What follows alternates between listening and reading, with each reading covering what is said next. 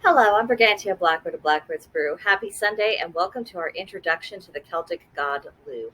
We will begin with some basic information, beginning with his family. His father was Cian, son of Bitchute of the Tuatha De Dan, and he was a healing god.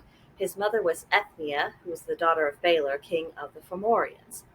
His foster father was Manan Mac Lir, who was a god of the sea, or, depending on the stories you're reading, Gorgniu, who is a god of smith and a maker of weapons. And my apologies for butchering the Celtic names. I do what I can. His foster mother is commonly thought to be Tialtu, who was the wife of Ecnoed Mac Eric. She was a queen, or possibly Duach, who was also an ancient queen. For his siblings, he had two brothers. The story goes they either died in infancy or they were deliberately drowned by their grandfather, King Balor. But in other versions of the stories, he has a sister who is named Ivu. Now, Lugh seems to have no shortage of wives, beginning with Bui, Nas, Ektak, Inglik, and in some stories, all four of them are as his wife, I suppose in no particular order, possibly all at the same time. Other versions state that Bloodwood was his wife and that Gwydion was his uncle, which would actually make Erenhard his mother. So we have our usual confusion with the family tree when it comes to our Celtic deities. Lugh also had a mistress who was called Diectin, who was a mortal woman. And when it comes to his children, it really depends on what story you're reading. Some people say he had no children. Others say he is the progenitor of the Lugni tribe of the counties of County Meath and County Sligo in modern Ireland. But most often it's stated that he has a son by Diectin, who was also called Cuchole. He's also thought to have had other children who were named Ebic and Ibu. And last but not at all least, Lugh had a faithful dog who was called Felinis. Lugh is the god of the light, sun, magic, history, poetry, trade, craftsmanship, warriors, divine rulership, and trickery. Tack it on there, he probably has some aptitude in that particular field. He is very much a catch-all god. His name means the shining, and he's sometimes also called Lugh of the long arms, or Lugh of the long hands, or Lugh of the artful hands.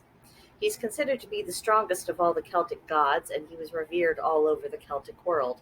There are a myriad of places that are named after him, and you can find variations of the name Lugh absolutely everywhere you look. Ultimately, Lugh rose to become the chief of the Tuatha De Dan. He may have been half Fomorian on his mother's side, but clearly his heart resided with his father's side of the family, and doubtless having the homicidal Fomorian grandfather probably contributed to his general outlook on life. It so happens that before Lugh became king, Nadadu was king, but he was missing an arm. He did have a mechanical silver arm, but amongst Celtic peoples, a ruler had to be of completely sound body or he was disqualified. Lugh presented himself.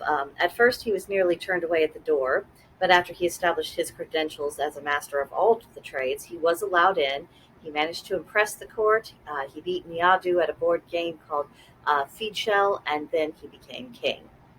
The first harvest festival of the year, Lunasa, is named in Lugh's honor. This is a celebration of the first fruits and grains, and it marks the beginning of winter preparations.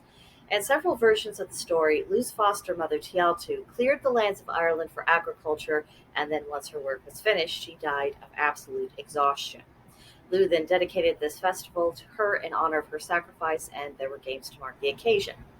Lunasa is also considered by some to be the occasion that celebrates Lugh's marriage. Which marriage? Well, it really depends on the source you read. But this is also the time of year in which Lugh is said to direct his power and strength into the grain so that the people may survive the winter. So this is our very brief overview of Lugh. There's lots more to uncover with him. Unlike some of the deities we've been looking at in previous months, I do have some experience in working with him. I had a very good time working with him last August. It was an excellent experience. So we'll be getting into that and more details of his mythology in the coming month. So I hope you'll be back for that.